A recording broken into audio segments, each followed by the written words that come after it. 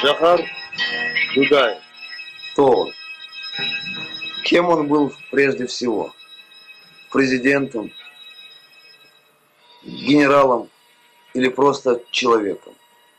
Скорее всего, на первом месте стоял Джохар человек. И только потом президент. И только на последнем месте генерал.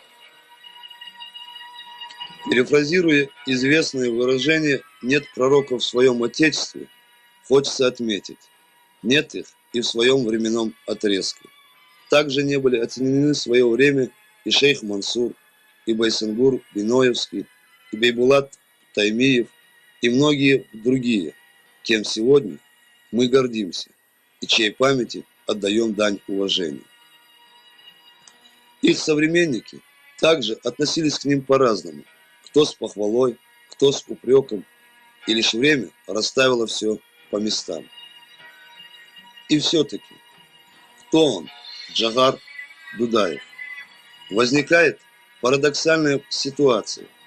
Мы знаем все или почти все о нем как о политике и президенте, и почти ничего как о человеке, о его корнях. О происхождении Джохара существует множество толкований.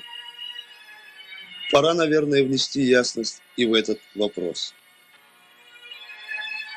Структуру чеченского общества можно представить следующим образом. Согласно этой схеме, Джохар из фамилии Дудаевых является представителем ветва рода Тати, рода Течой, чеченского общества Орства.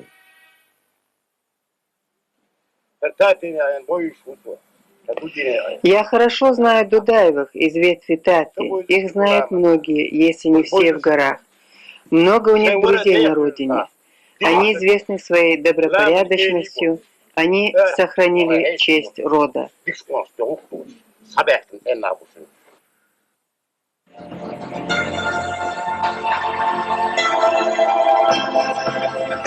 Малая родина Тейпа Течу, урочище Теч-Эхки в Галанчевском районе Чеченской Республики. Именно отсюда его предки расселились в окрестностях современного Ялхароя. Это место называется Теч-Эхк, историческая родина Тейпа Течой. К этому Тейпу принадлежал и Джохар Дудаев. Мы неоднократно во время выездов сюда, в это местечко, встречались с ним. Он бывал и прекрасно знал историю этого места. Даже лучше, чем любой другой из нашего Тейпа.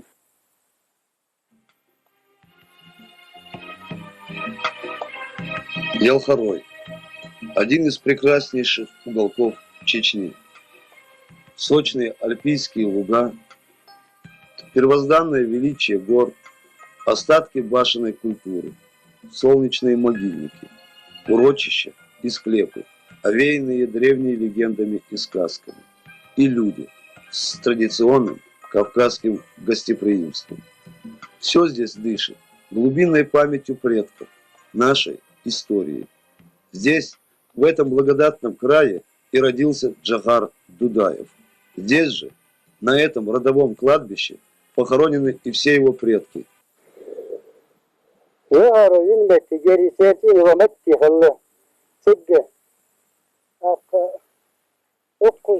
Это место, где родился Джохар Дудаев.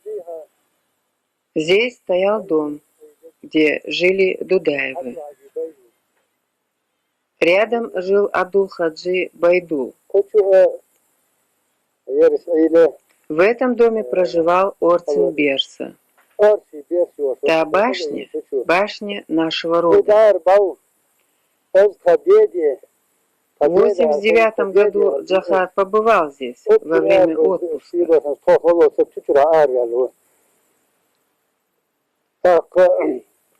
Наши попутчики вошли в дом, а мы с Джохаром подошли к родовой башне. Он восхищался ею и говорил: даст Бог, восстановим и ее, и район, и республику.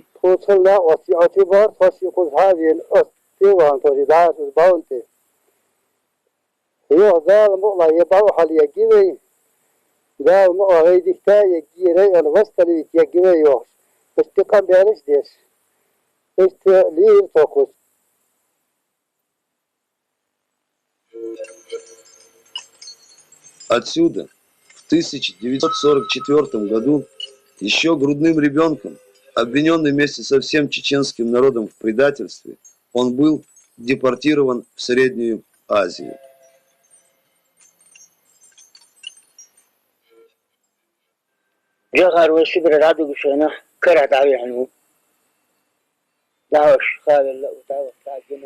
Когда нас высылали в Сибирь, Джохар был еще грудным ребенком. Уже тогда он лишился родины. До этого они жили здесь, в Ялхарое. Отец его умер в ссылке. Там же умерли мой отец, 6 братьев, 2 сестры, дядя и его 4 сыновей. На чужбине мы провели 15 лет. Когда вернулись, Джохар был подростком, учился в 7 классе в Грозном. Днем учился, вечером работал. Потом он уехал. Мы не знали, где он. Как оказалось, он поступил на учебу в Северной Осетии. Позже появились слухи, что он стал летчиком. Раза 2 он приезжал в отпуск. Мать моя уже болела. Джохар у нее все интересовался историей своего края, предками, и все записывал. Потом он уехал. Позже вернулся опять.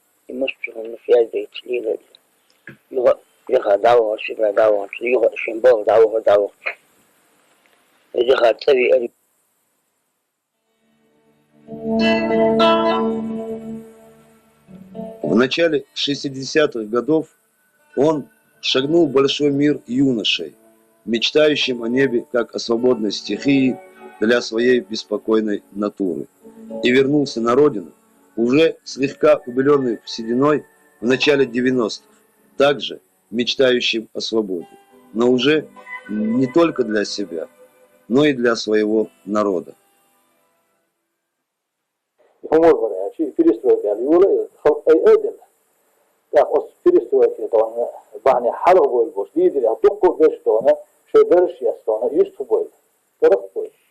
Это был период перестройки, когда народ поднялся. Лидеры перестройки, нахватав должности, отошли в сторону. Воодушевленный народ не знал, куда девать энергию. Войнавская демократическая партия держала путь на полную свободу. Больше никто о ней не говорил. Нам необходим был человек с большим авторитетом, потому что большинство населения поддерживало нашу программу.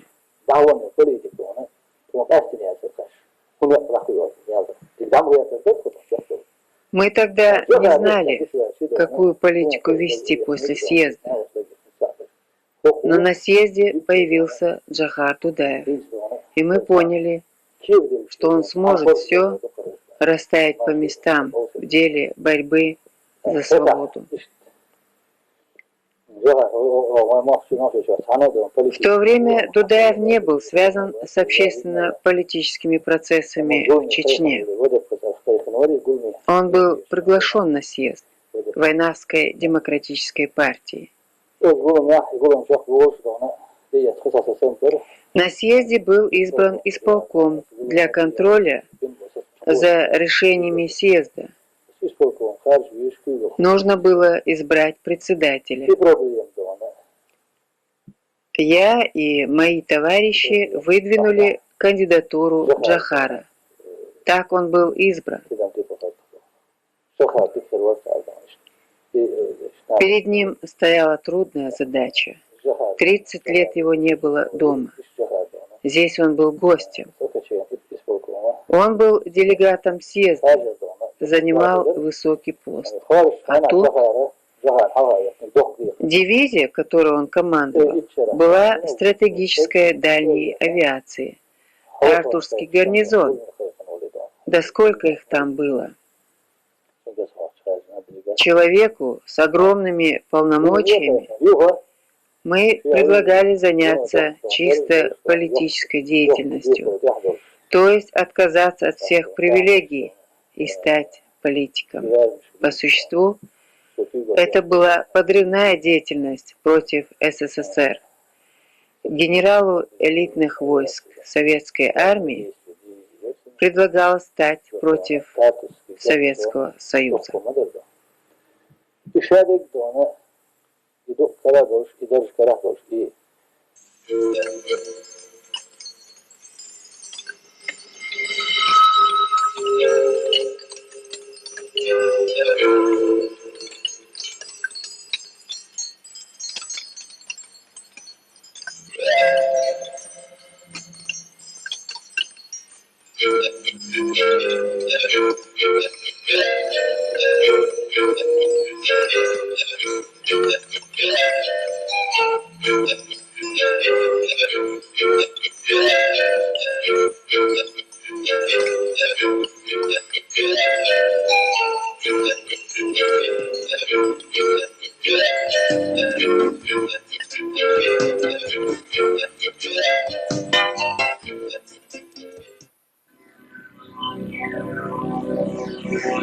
В этот сложный и противоречивый период Джохар Дудаев, волею судьбы и избравшего его народа, становится первым президентом Чеченской Республики, нового государства на карте мира. Многие не говорят о том, что это был один из ведущих политиков в мире, который остро реагировал на все изменения, которые происходили в мировой политике, непосредственно увязывая это с будущим чеченского народа. Чеченский народ должен сам определять свою судьбу, и это было главное, чего стремился Джохар и к чему призывал нас, всех своих сограждан. И через ту линию, которую он повел в соответствии с нормами международного права, которая сегодня есть в мире, Джохар пытался создать наше государство, и это практически было реализовано в жизнь, потому что мы законным образом на основе норм международного права, на основе, значит, законов, которые существовали в той стране, где мы проживали, Советский Союз, значит, приняли ряд законодательных актов, которые позволили избрать президента, парламента, приняли Конституцию. Затем на это государство, значит, незаконно, так скажем, варварски напала Российская империя, и это государство, Чеченская Республика Ичкерия, сумело отстоять свою независимость, сумело отстоять свою свободу, и это есть личное доказательство того, что идеи Джохара сегодня живут.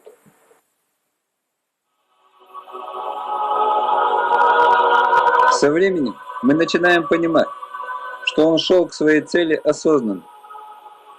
Во власти, которую Джохар получил, он видел всего лишь инструмент, при помощи которого могла воплотиться в жизнь вековая мечта чеченского народа освободиться от пут колониального гнета. С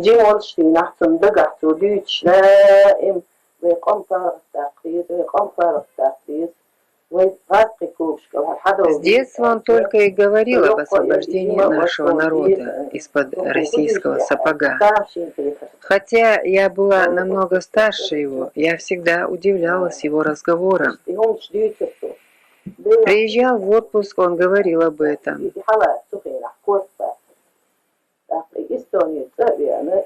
Я не могла тогда еще осознать, о чем он говорит. Но когда здесь все завертелось, он приехал из Эстонии. Тогда только меня будто осенило. Все его родственники говорили: стоит ли тебе браться за это? Тяжело будет. На что он сказал своему брату: когда нас увозили в Сибирь, кто-нибудь, если бы противостоял, этого бы не случилось. Сегодня мы не были бы рабами России. Нам надо выйти из рабства.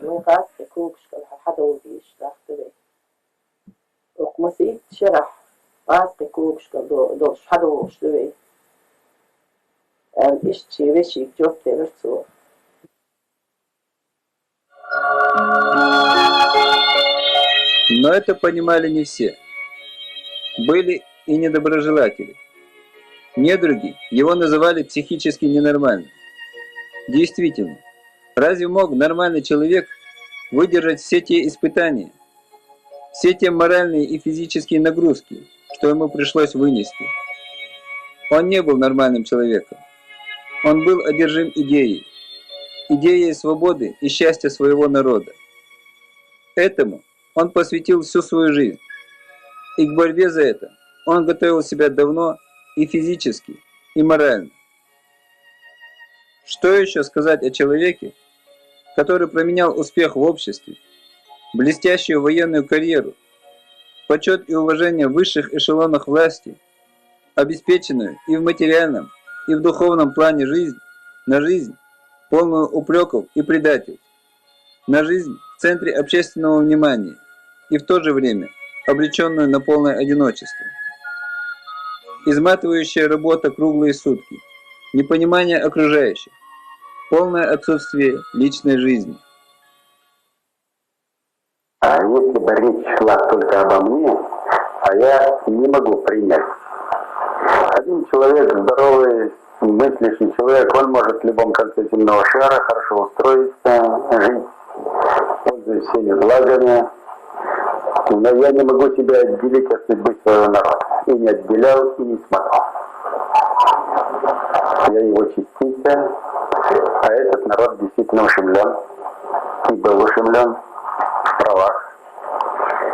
Поэтому моя была задача, есть и остается, что свобода — вещь слишком дорогая, чтобы попытаться ее достичь дешевой ценой. Большинство видело власть, которую он получил, но не видело то бремя, которое он взвалил на свои плечи. Мало кто знает, с каким трудом он решился на этот шаг.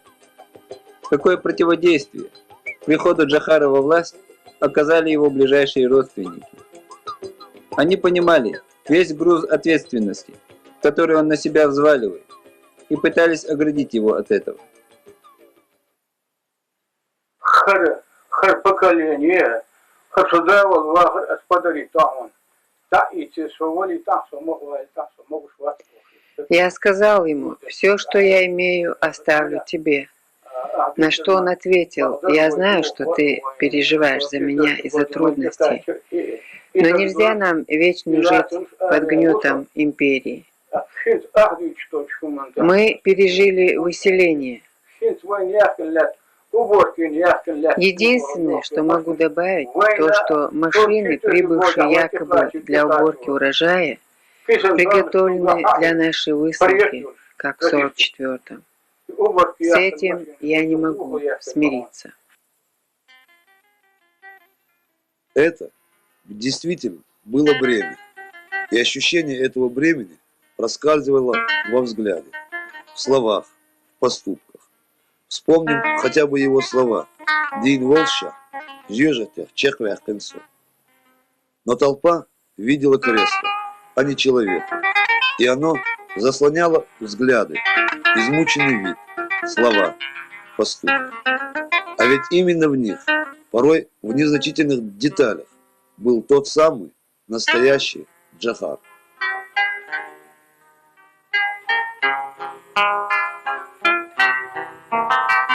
В Джохаре мало чеченского. Он долгое время был оторван от родины. Говорили оппоненты. В чеченском менталитете существует понятие нохчева, чеченственность.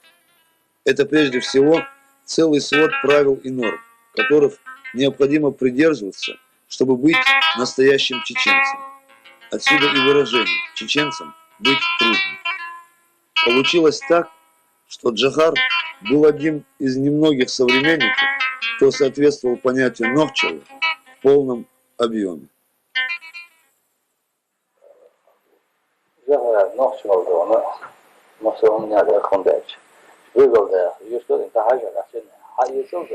Чеченственность в Джохаре была во всем, даже в походке, смехе, поведении.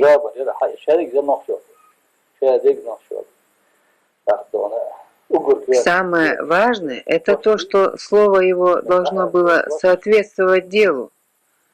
Сказал, так и должно быть. Он и говорил так.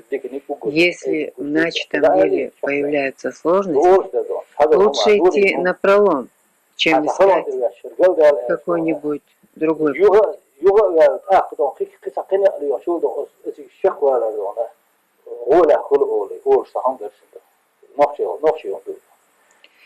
Это чеченское. У него и поговорка была «начал дело, доводи до конца».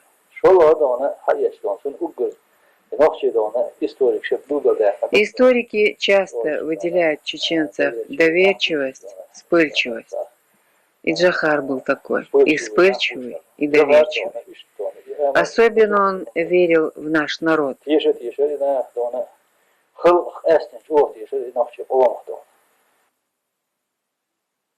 Говорят, история движется по кругу. В грузино-чеченских отношениях известен факт, описанный в истории Грузии с древнейших времен, когда дзурдзуки, то есть чеченцы, пришли на помощь законному наследнику престола Фарнавазу и помогли объединению Грузии. Но не все современники восприняли жест Джохара Дудаева, жест помощи Зиаду Гамсахурди. Первый президент Грузии, оболганный, преданный соратниками, лишенный родины, он нашел свой последний приют в Чечне. И пошли упреки. Стоило ли? Какая нам польза от этого? Мол, политически неверное решение. Но разве не подобными поступками гордились чеченцы издревле? Разве не давали мы себе в застольных беседах определения, благородные, готовые прийти на помощь, защитить правого?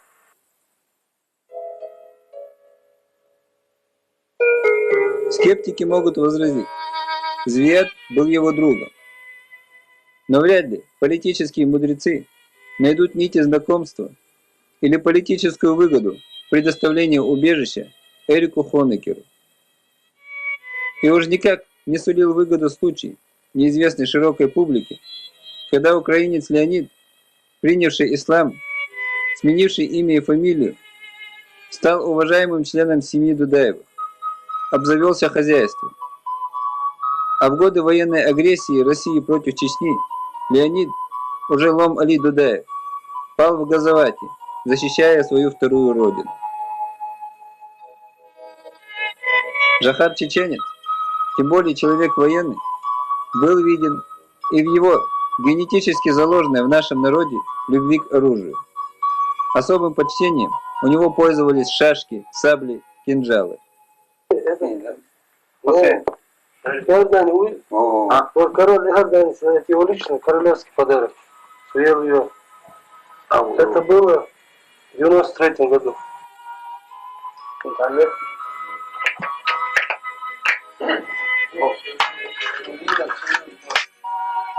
Интернет. Что, есть случилось что-то?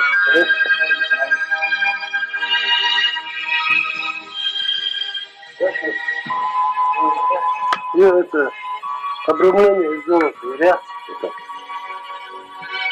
Малючая. У нас тут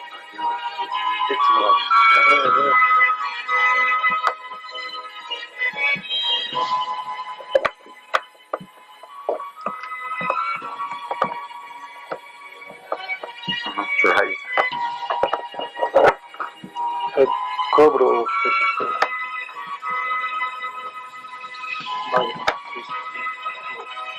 И Саддам Хусейн сидит. Да, и подарок Саддама Хусейна. Это мощно. Это личный пистолет. Джагар, личное оружие. Убили они самоистные личное оружие. Кот, кот, дука.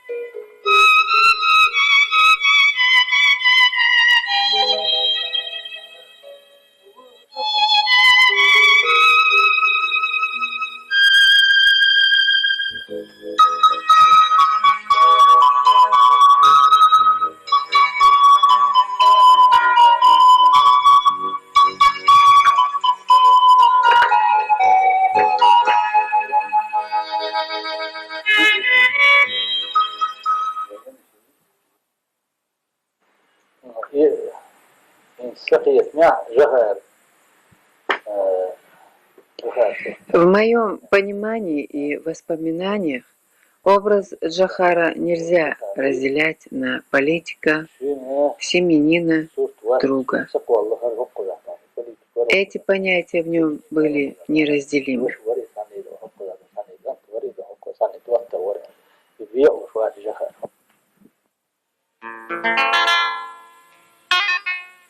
В понятии каждого чеченца семья – это внутренний, скрытый от посторонних взглядов, но поддерживающий и питающий тыл.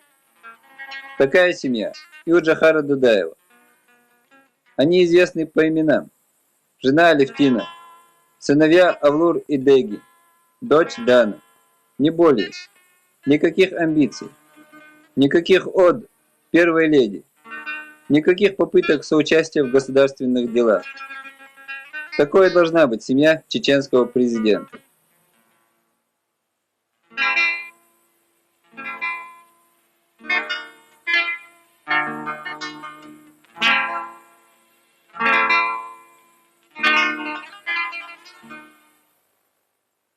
Так, а это он выпускник 10 класса. Здесь, да? Угу. Вот. Между прочим, он мне рассказывал, что в 6 классе он сам собирал фрукты в старых садах заброшенных, потом их сушил, вот абрикосы сушил, вот сдавал на этот пункт, и потом себе купил красивую одежду, значит, чтобы пойти в школу. В то время люди жили не так, как сейчас, хотя сейчас много жалуются, но тем не менее, в то время было намного труднее заработать даже просто форму в школу. Он собирается вот шишки, о которых кстати, он рассказывал, которые он собирал тоже делать. Потому что у него была одна мать и братья, которые... В общем, дети-сироты ему. Поэтому, в школу все время ходил изящно одет, и никто даже и не думал, это каких стоило ему это трудов, кто вот это.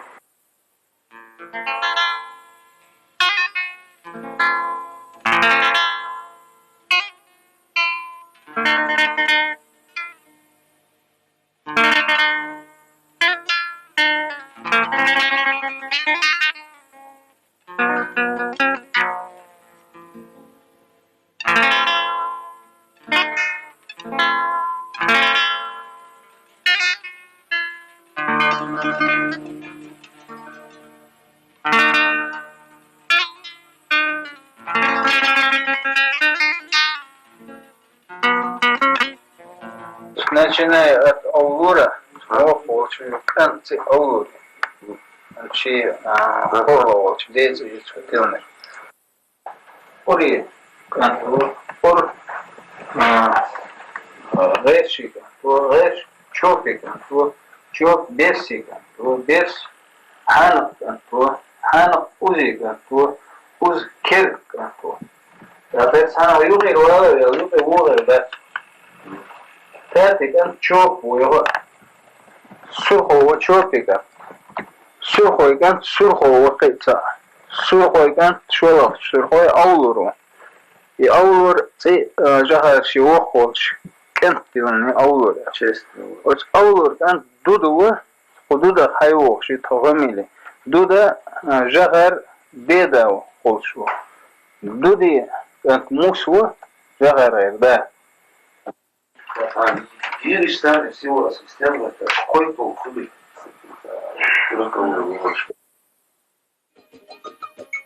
В годы советской власти функционирование Института чеченской гражданственности, следовательно, и ответственности за поведение своих представителей было приостановлено.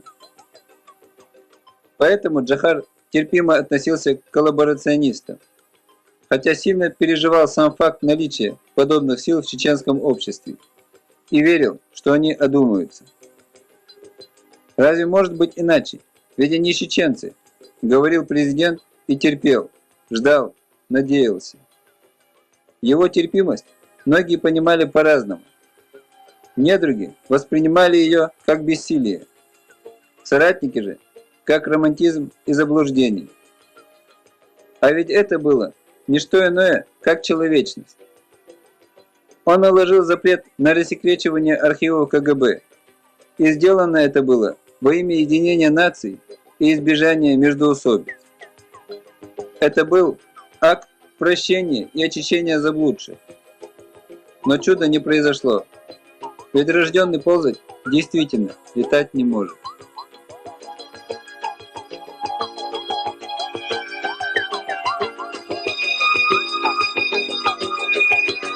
В мае-июне 1993 года племянник президента Шамиль Дудаев открывает счет жертвам политического противостояния России и Чечни.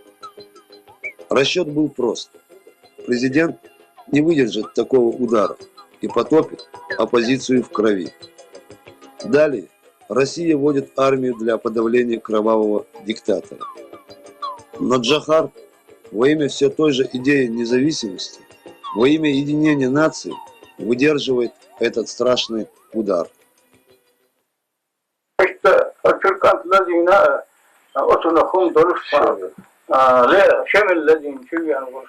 После смерти Шамиля Джохар был очень подавлен.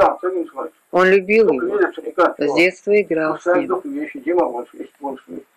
Я и мать Шамиля сказали ему: Джохар, если сейчас не сдержишься, люди упрекнут тебя, что из-за племянника ты способен на все.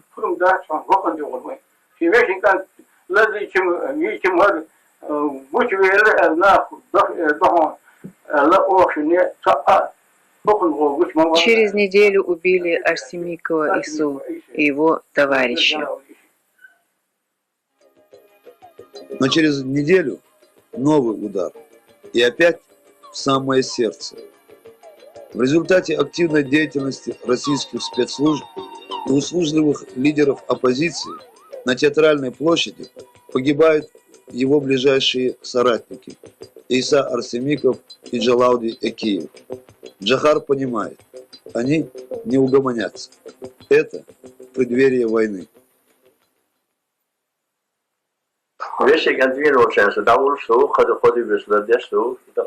Когда убили его племянника, я занимался его похоронами. Его мать Хамила сказала: племянников много, Джохар один. Для Газов обл Дуэльцин. Для Джохара еще одним страшным ударом было убийство его соратников. О племяннике он сказал: жертвы еще будут, они неизбежны. Сегодня мы его похоронили, но наша вера свои позиции укрепит, а нам главное выдержать этот удар.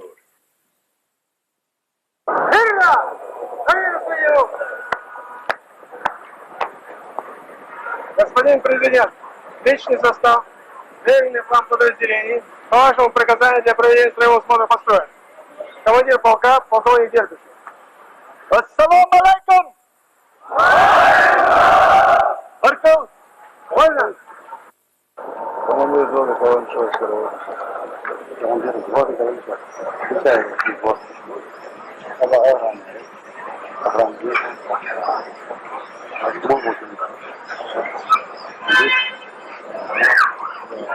Командир роты исламского батальона национального. Исламский батальон изначально. 1768. Увлекайте. Командир роты.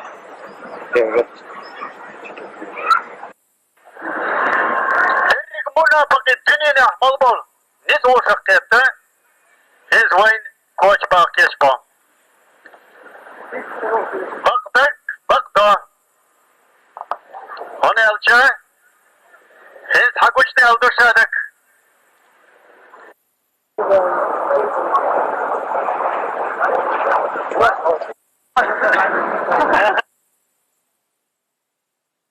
Позже, в годы военных испытаний, сложные и кровавые взаимоотношения между Россией и Чечней подняли другой вопрос. Так кто же он, Джохар Дудаев?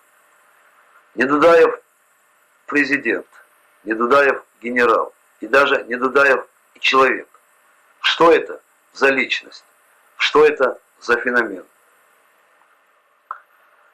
Что эта личность не от мира сего, признавали даже его враги.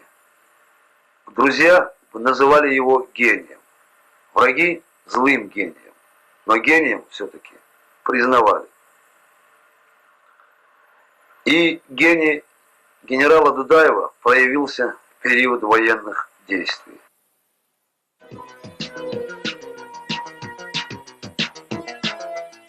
О том, что рано или поздно война придет на нашу землю, президент знал давно и готовился к ней. Этим объяснялись многие его политические ходы, порой даже не понятые его же соратниками.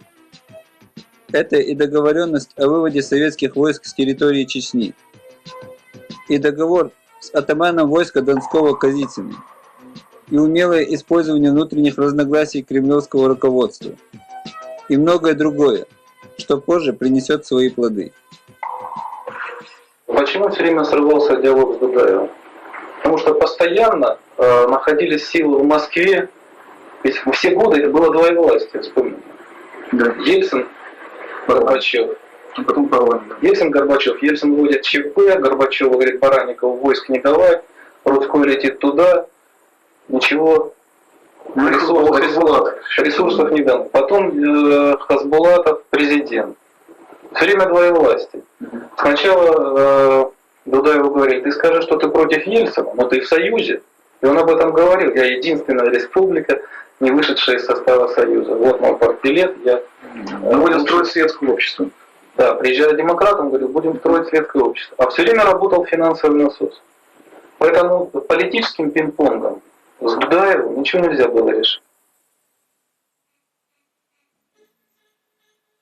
Даже осенью 1992 года, когда российская военщина бесчинствовала в Ингушетии и пригородном районе Северной Осетии, когда она уже была на грани развязывания кровавой бойни и в Чечне, Дудаев не поддался на провокацию. Два генерала, Руслан Аушев и Джохар Дудаев, сумели по-военному быстро и четко оценить ситуацию и не допустили военного столкновения России и Чечни, к чему наш народ в то время не был еще готов.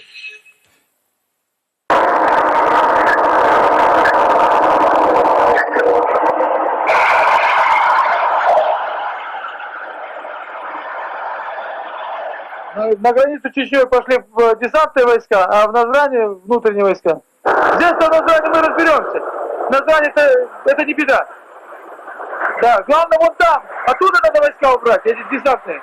Убрать от границы Чечни, потому что там и границы-то никогда не было. Как можно ставить там войска на границе Черноводской и Асиновской, когда вообще нет границы? И вы сейчас их били клин еще между ингушами и чеченцами. А потом сейчас войска уйдут, а мы тут будем разбираться. Еще одного. Здесь в тылу нашли. Разбирательство по границам. Передайте мое заявление, что я осуждаю и протестую против такого решения. Со мной я все-таки тоже тут не бесплатное приложение. Или вы мне тут доверяете в этом районе, Ингушетии? Или вы мне не доверяете? Тогда пусть приезжает тут Ельцин, сам садится и командует в Ингушетии. Говорил сегодня по телефону, с русским говорил. С ним говорили депутаты России, вот, которые находятся. Евтушенко, Селиванов, все говорили. Ну кому кто еще должен сказать? Вот мы тут еще менеджеру попросим, чтобы нам Рудскому, Ельцину подсказал. И все, может, нас выходим.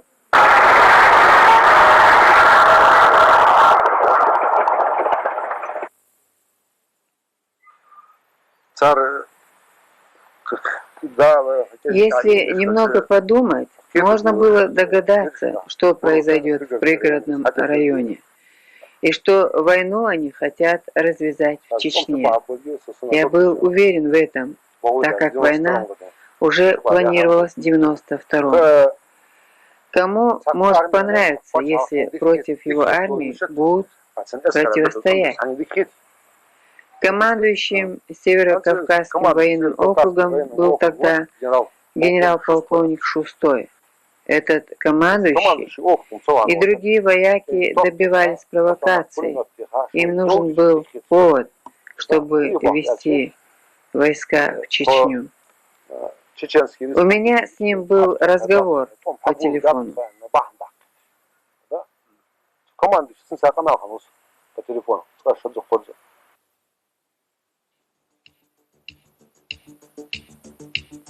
Но при всем этом президент Дудаев до последнего момента надеялся, что решить проблему взаимоотношений России и Чечни удастся мирным путем. Ради этого он заявлял и о готовности встретиться с Борисом Ельциным и даже с другими политиками рангом пониже. В этом теперь признаются и руководители России. Были назначены и досрочные выборы. Во избежание кровавого, широкомасштабного столкновения он встречался с министром обороны России Грачевым в Ингушетии перед самой войной. Действительно ли смогли договориться два генерала, как они утверждали перед людьми и телекамерами, разливая шампанское по бокалам? Вероятно, смогли. И Джохар понял, война неизбежна. Мы уединились в соседней комнате один на один. Я ему прямо сказал: Джохар, это твой последний шанс. Джохар, неужели ты думаешь, что будешь воевать против нас? Потому что в любом случае я тебя разобью. Он меня спросил: неужели вы действительно пойдете? Я говорю: да, действительно принято решение и готовься к самой настоящей войне. Но пока не поздно, нужно признать незаконность всех решений и отказаться от ведения силовых действий. И тогда он мне заявил, что я не смогу отказаться. Я ему задал вопрос: почему ты не сможешь отказаться? И вот здесь у этого человека вырвалось о том, что я не принадлежу сам себе.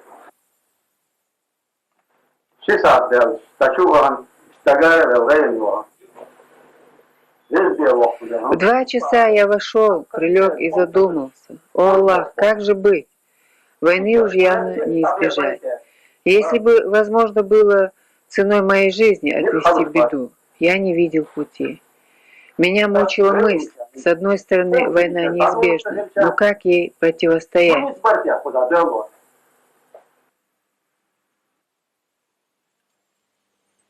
Ну что ж, война так война. Ее уже чеченский народ встретил во всеоружии. Только теперь мы стали понимать истины, о которых Джохар Дудаев знал давно. Его талант главнокомандующего заставил удивиться весь мир. И это та русская армия, которую мы боялись. Истина, оказывается, заключалась в том, что Россия за всю историю своего существования никогда не шла войной на сильного противника. Всякий раз она совершала агрессию, только будучи абсолютно уверенной, что жертва безоружна и беззащитна, что проблему можно будет решить одним десантным полком за 2 часа. А в этом случае для российской военщины явилось полной неожиданностью столь яростное сопротивление народа, численностью и вооружением которого она превосходила в сотни и тысячи раз. уничтожения военных. Открытая военная агрессия России против Чеченской Республики. Открытая военная агрессия. Без объявления, хищная, жестокая, с применением всех средств вооруженной борьбы и уничтожения человека и объектов народного хозяйства.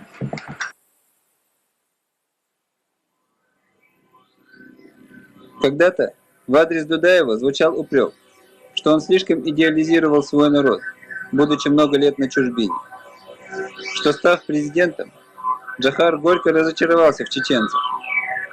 Война показала, что Джохар Дудаев ни минуты не сомневался в своем народе и верил в него до последней секунды, был преданным.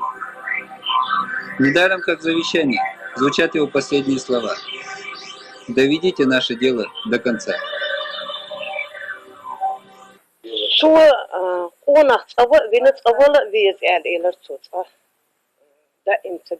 Он говорил: мужчина один раз рождается и один раз умирает. Смерть не страшна, если для потомков сохранить свою честь. И если ее ценой отвести беду от своего народа и узнать его будущее.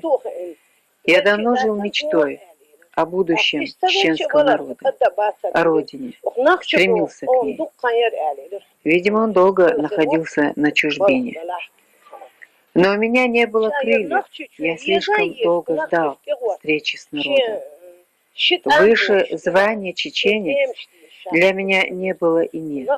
Я не знаю, что мне предопределено, но я надеюсь на милость Аллаха. Дай Бог, чтобы мой народ выдержал эту войну.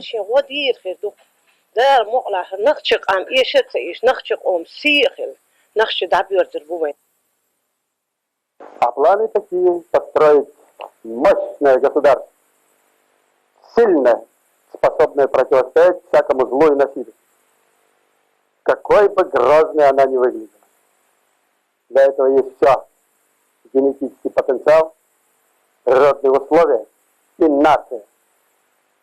Мощная и крепкая.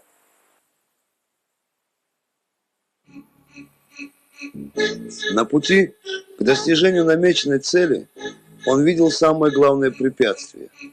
Это северный большой сосед. Его имперская, шовинистическая психология, названная Дудаевым особой человеконенавистнической формой фашизма, русизма. И эту психологию он изучил досконально. В беседах Джохар высказывал порой недовольство, что мы слишком акцентируем внимание мировой общественности на злодеяниях российских преступников над чеченцами. В том-то и состоит их задача, чтобы весь мир привести в ужас от этих злодейств. Тогда весь мир будет их бояться. В этом и заключается их садистская сущность. В России не знают, что они делают и что творят. Правая рука не знает, что делает. Каждый руководитель высшего уровня делает по 2-3 заявления ежедневно, противоречащие одно другому. В нашей стране все в порядке. В нашей стране все в порядке. Есть оккупанты, но это временно. Мы собираемся оставить здесь ограниченный контингент. Те, которые уже умерли, и те, которые готовы умереть на этой земле. Остальные должны или покинуть, или умереть. Середины у нас не бывает. 350 лет только с Россией у нас тут договор. Ограниченный контингент.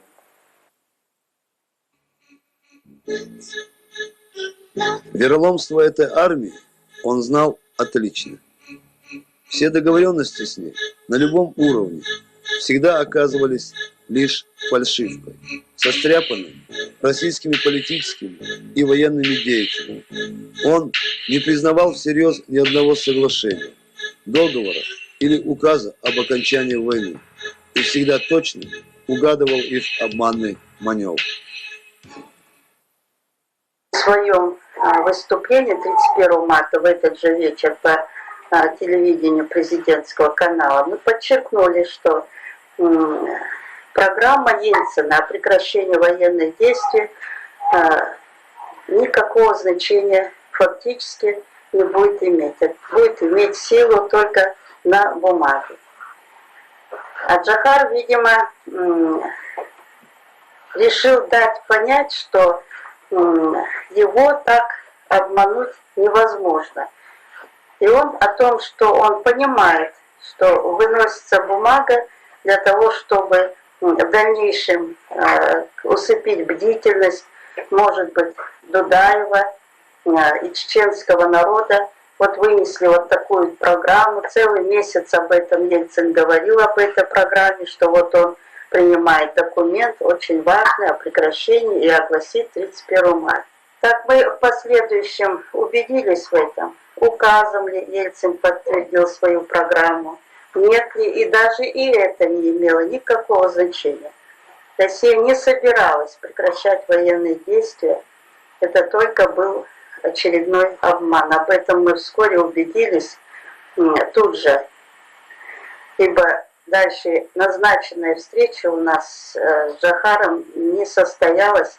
2 апреля шалаши стали бомбить именно в тот вечер, в который Джохар собирался приехать в тот дом, где находился мой офис, где находилась я. Эта бомбежка происходила в то время, когда весь так называемый цивилизованный мир, когда вся так называемая демократическая общественность делала вид, что рада наконец окончанию войны. При этом не упускала возможности лестью ублажить российского президента. А воля, талант и мужество чеченского президента оставались в тени. Оставался в тени и тот факт, что на алтарь войны он положил не только свою жизнь, но и жизни своих родных. Еще в начале войны в Грозном был ранен его старший сын Авлур. В селении Саадик-Отов похоронен племянник Беслан Дудаев. В составе же специального батальона при президенте, кроме Авлура, воевало еще 19 племянников Джохара, 5 из которых погибли в боях. Командовал батальоном Адам Дудаев.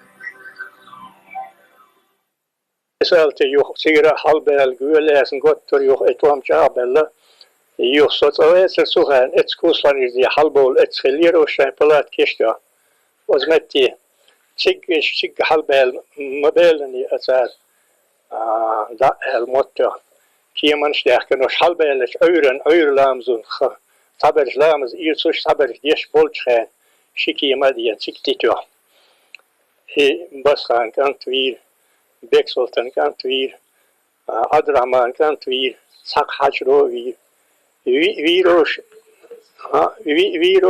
Virmetson Ranitvi. Солдаты окружили село, заняли все высоты. Меня не было в это время дома.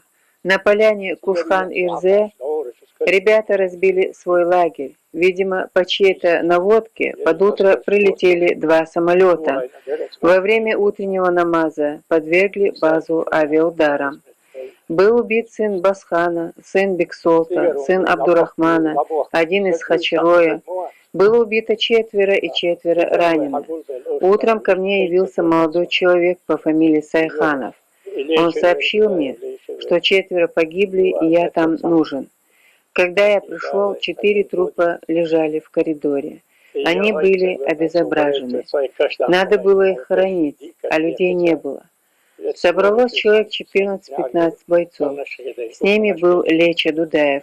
Я совершил обряд жертвоприношения и отправил людей подготовить могилы. На другой день то место, где они были похоронены, опять подвергли бомбовым ударам.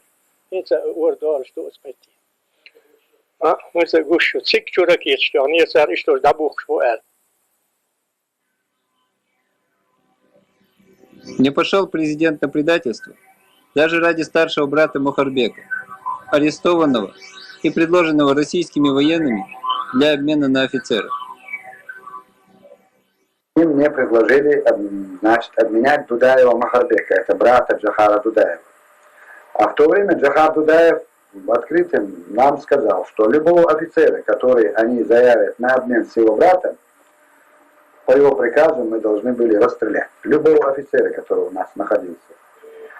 И когда они мне предложили, значит, на Дмитриченко Дудаева, я им сказал, что вот так и президентом главнокомандующим сказано так, что Махарбек это гражданское лицо, никакому обмену не подлежит, и менять он на офицеров их тем более не будет. После вот этого моего заявления, то они Дудаева, Махарбека привезли мне в Атаги и отдали без никаких условий.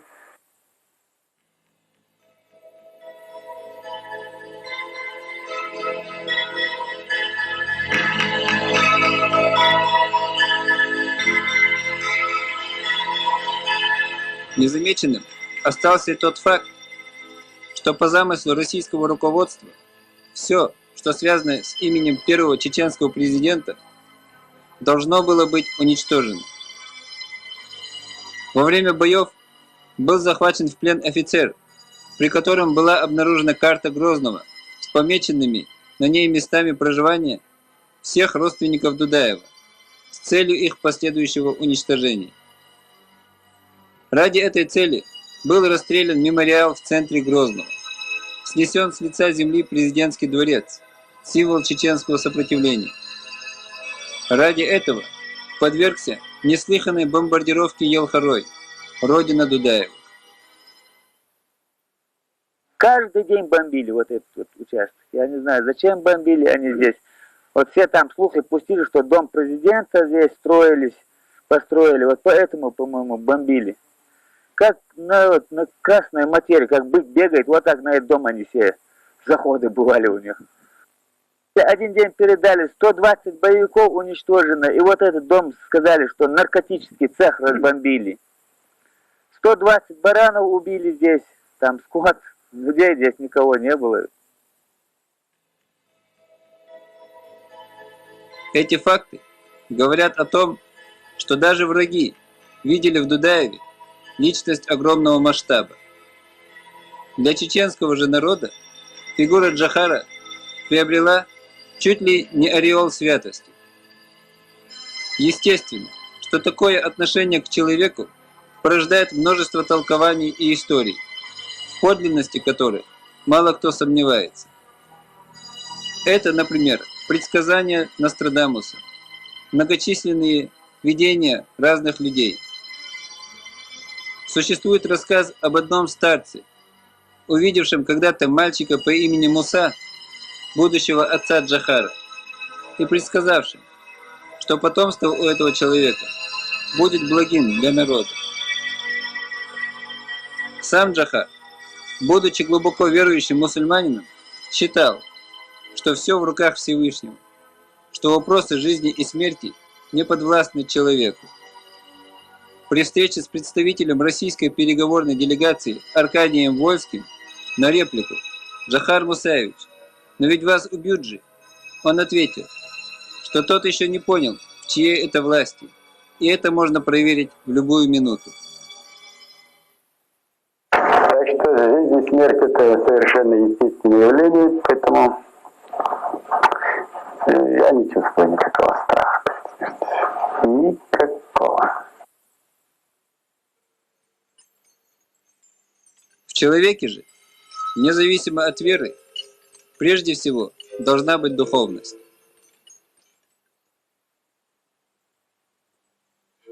С этим фактором Дудаев связывал и силу духа.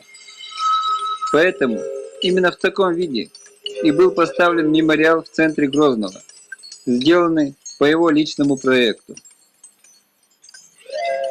В самом же факте восстановления этого мемориала, символа непоколебимости чеченского духа, просматривается и другой символ – символ преемственности поколений.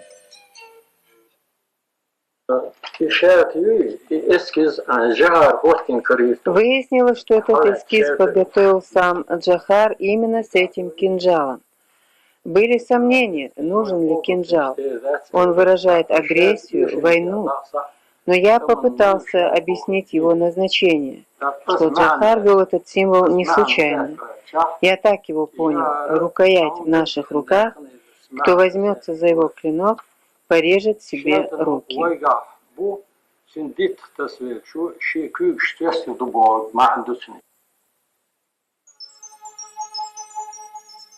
Жизненный путь этого человека поставил много проблем и загадок перед человечеством. Также и уход его окутан большой тайной. Выдающиеся личности часто покидают этот мир самим фактом своей гибели, поставляя людей в недоумение. Самый яркий пример тому – друг, гость и соратник Дудаева, первый президент Грузии Зviad Gamsahurdia. Каждый народ в определенных этапах его истории имеет свои личности. Я вижу в Джохаре Дудаеве из таких важных людей, которые были очень важны для своего народа, потому что он определит определенные цели. Я чувствую, что такие цели здесь в народе существуют. И что есть, как я это уже сказал, такая солидарность в народе во время войны. Я думаю, что один из этих людей, которые дали смысл для политической работы, и в этом смысле думаю, что его идеи продолжаются жить.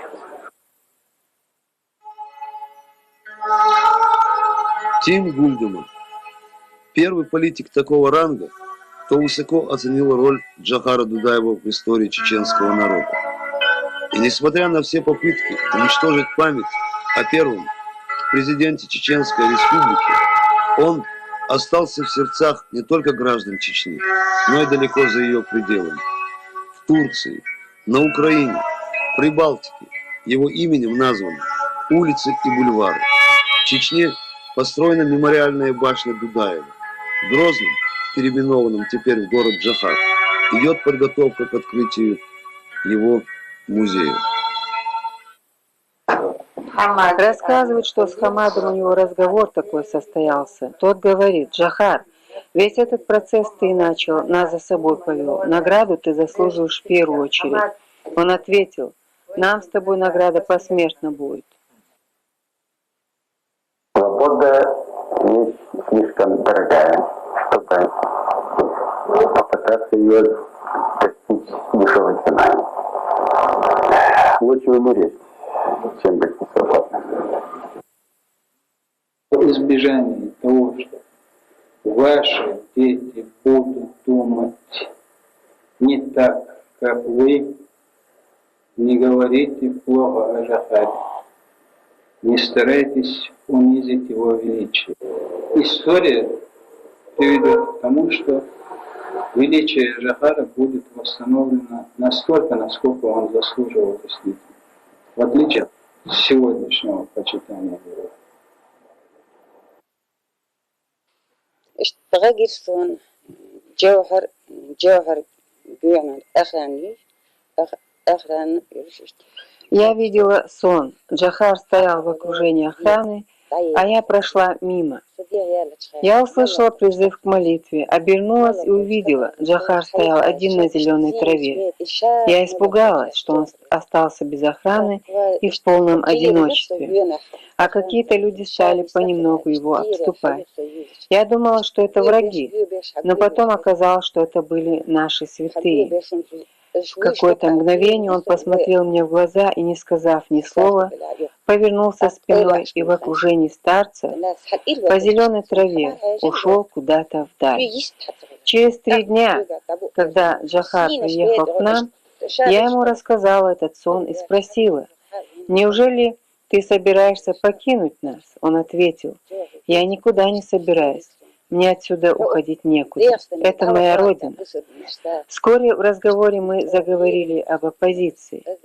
Я сильно разволновалась и в гневе сказала, что надо бы их всех уничтожить. Он засмеялся и ответил: этого делать нельзя. Нас, чеченцев, и так мало.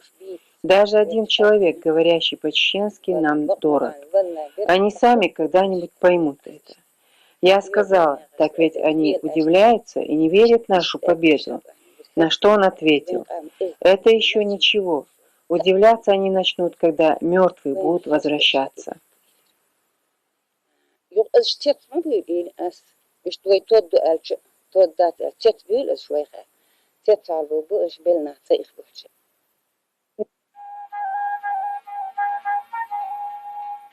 Два сильные, два хрупкие крыла и шея, горделивый поворот. Да здравствует безумие орла, бросающегося на самолет. Он защищал свое гнездо как мог, смешной гордец, крылатый Дон Кихот. Да здравствует взъерошенный комок, бросающийся в лоб на самолет.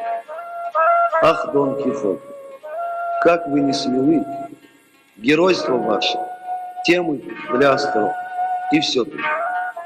Да здравствуют орлы, бросающиеся на самолет.